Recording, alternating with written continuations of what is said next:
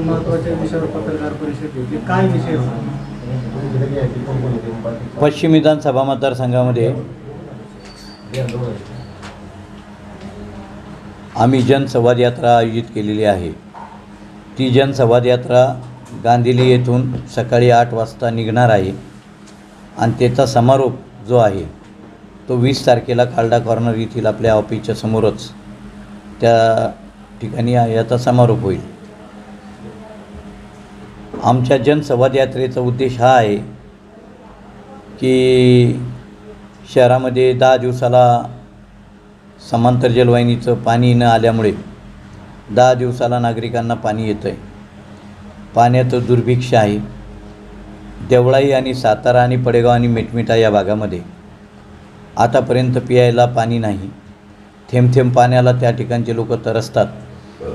तिथं गुंठेवारी कायदा लावला आणि आमच्या ग्रामपंचायती त्यांनी महापालिकेला हद्दवाढीच्या नावाखाली घेतल्या आणि त्याला गुंठेवारी लागू केले। गुंठेवारीचा कायदा आणून लाखो लोकांकडून त्यांनी पैसे गोळा करण्याचं काम केलं। म्हणून गुंठेवारी मुक्त आम्हाला देवळाई सातारा आणि पडेगाव मिठमिठा करायचं आहे।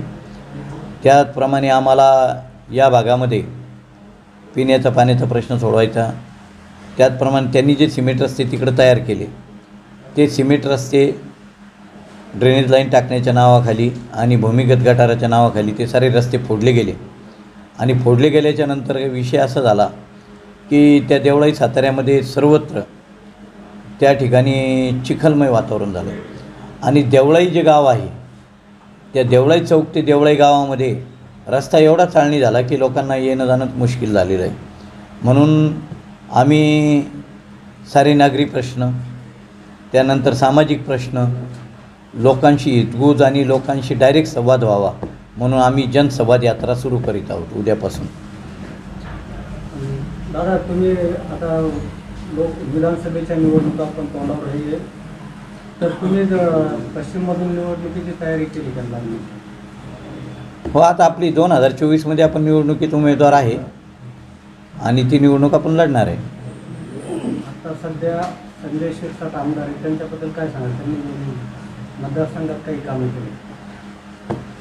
संजय शिरसाट यांनी 15 वर्षात प्राथमिक आरोग्य, प्राथमिक शिक्षण याचं जर ऑडिट केलं आपण तर आपल्या लक्षात येईल की तिथं प्राथमिक आरोग्य पण नाही आणि प्राथमिक शिक्षणसुद्धा ते देऊ शकले नाही 15 वर्षामध्ये। दादा, ही जनसंवाद यात्रा जी आहे कुठून कुठपर्यंत चालणार शहरामध्ये? आता ती गांधीली ती पश्चिम विधानसभेतल्या प्रत्येक वार्डात जाईल, प्रत्येक ग्रामपंचायतीला जाईल आणि ती यात्रेचा समारोप खालडा कॉर्नर इथे आपल्या ऑफिसच्या समोर आपण करणार आहोत सभेद्वारे। धन्यवाद।